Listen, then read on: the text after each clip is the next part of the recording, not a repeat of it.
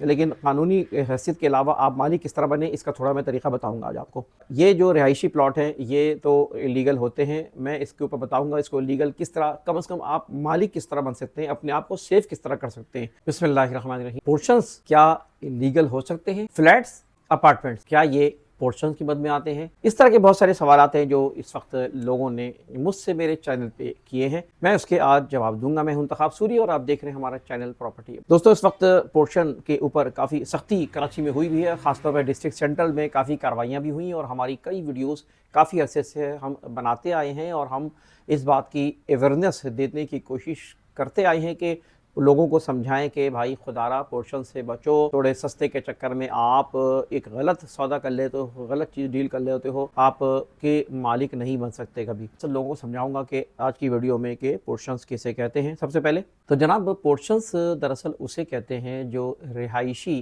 Plot पर कोई मकान तामीर किया जाए और उसको हिस्से करके बेच दिया जाए। मिसाल के तौर पे 60 गज का मकान, 80 गज का मकान, 120 गज का जो भी मकान हो, उसके ऊपर आपने लोगों ने क्या किया हुआ है कि उस पर 2 फ्लोर, 4 फ्लोर, 6, 8 फ्लोर बना लिए और उसके बाद उसको फ्लोर वाइज वो बेच देते हैं। उनके किचन भी अलग होते हैं, उनका सिलसिला बिल्कुल अलग होता है। इसे हम कहते हैं पोर्शंस। तो वो प्लॉट जो कि किसी भी स्कीम के तहत केडीए के अंडर में या किसी भी सोसाइटी में कोई प्लॉट जो कि रिहायशी मकसद के लिए दिया हो, कमर्शियल नहीं दिया गया हो, वहाँ पर इस तरह के फ्लोर बना के उसको बेचना ये नाजायज़ है और इस वक्त इस पर काफ़ी कार्रवाई भी हो रही है, सख्ती भी की गई है। तो मैं आज की वीडियो में समझाना चाह रहा हूँ कि ये दरअसल इस तरह के रिहायशी प्लॉट पर बनाना, ये दरअसल उस वक्त थे जब किसी बाप के 2 या 3 बच्चे होते थे, बेटे होते थे, तो वो अलग अलग एक ही जगह फर्स्ट फ्लोर, सेकंड फ्लोर बना के और उन पे रिहाइश इख्तियार कर लिया करता था माजी में। तो ये उस हद तक सही था। फिर लोगों ने ज़मीनें महंगी हो गई, प्लॉट्स महंगे हो गए, घर महंगे हो गए, तो लोगों ने फिर इसको एक धंधा बना लिया, कारोबार बना लिया, जिसमें इदारे और जो है वो जो बिल्डर्स को, छोटे छोटे बिल्डर्स हैं, बहुत से ऐसे माफियाज़ हैं, सियासी जमातें हैं और इंतज़ामिया हैं, सब इसमें इन्वॉल्व हो गए। SBCA इसमें इन्वॉल्व हुई और सबके धंधे चलते रहे। अब पिछले दिनों डिस्ट्रिक्ट सेंट्रल में काफ़ी सख्ती और अभी भी डिस्ट्रिक्ट सेंट्रल में बाकायदा पोस्टर्स और बैनर्स आवेज़ा कर दिए गए हैं। तो अब मैं आपको ये बताना चाह रहा था कि इसमें देखें, सबसे पहली बात ये है कि ये जो रिहायशी प्लॉट हैं ये तो इलीगल होते हैं। मैं इसके ऊपर बताऊंगा इसको लीगल किस तरह, कम से कम आप मालिक किस तरह बन सकते हैं, अपने आप को सेफ किस तरह कर सकते हैं। कानूनी हैसियत क्या होगी वो अलग बात है, लेकिन कानूनी हैसियत के अलावा आप मालिक किस तरह बने, इसका थोड़ा मैं तरीका बताऊंगा आज आपको। अब ये भी सुन लें आप कि लोग पूछते हैं कि क्या सूरी साहब फ्लैट्स या अपार्टमेंट्स क्या ये लीगल होते हैं, पोर्शंस, ये पोर्शंस कहलाते हैं? नहीं।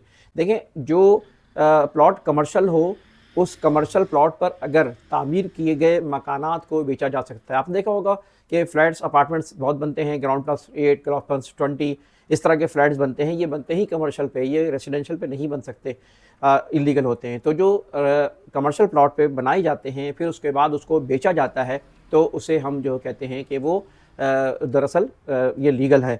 तो ये इसे अपार्टमेंट कहते हैं और फ्लैट्स कहते हैं। बाकी जो रिहायशी उसके ऊपर रहते हैं पोर्शन, उसी हुई को कहते हैं। कानून में ग्राउंड प्लस यानी रेसिडेंशियल प्लॉट में ग्राउंड प्लस 1 की इजाज़त होती है अगर प्लॉट 400 गज का या 400 गज के ऊपर हो, और अगर 400 गज का से नीचे प्लॉट हो 399 तक है, तो ऐसी जगह के ऊपर इस वक्त कानून में ग्राउंड प्लस 2 की इजाज़त दी जाती है। अच्छा, बनाना एक अलग चीज़ है और उसके ऊपर नक्शे की मंजूरी एक अलग चीज़ है।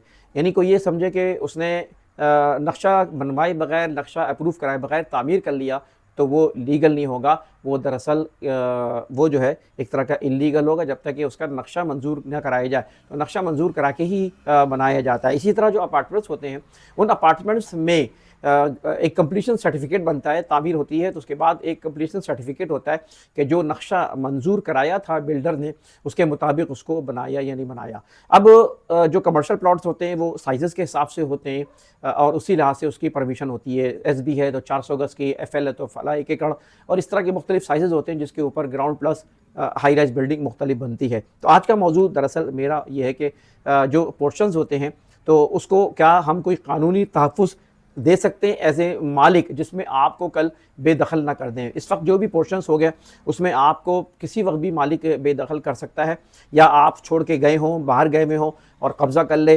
तो आप कुछ नहीं कर सकते, इसलिए कि इसकी कानूनी हैसियत कोई नहीं होती है।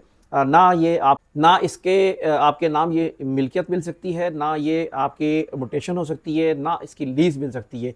ये जो सबलीज़ होती है ये जाली है, ये सबलीज़ कानून में कोई इसकी हैसियत नहीं है, कोई वो नहीं है कि सबलीज़ करा दिया, सबलीज़ करा दिया तो क्या हो गया? दरअसल सबलीज़ वो होता है जो कि लीगल प्लॉट हो।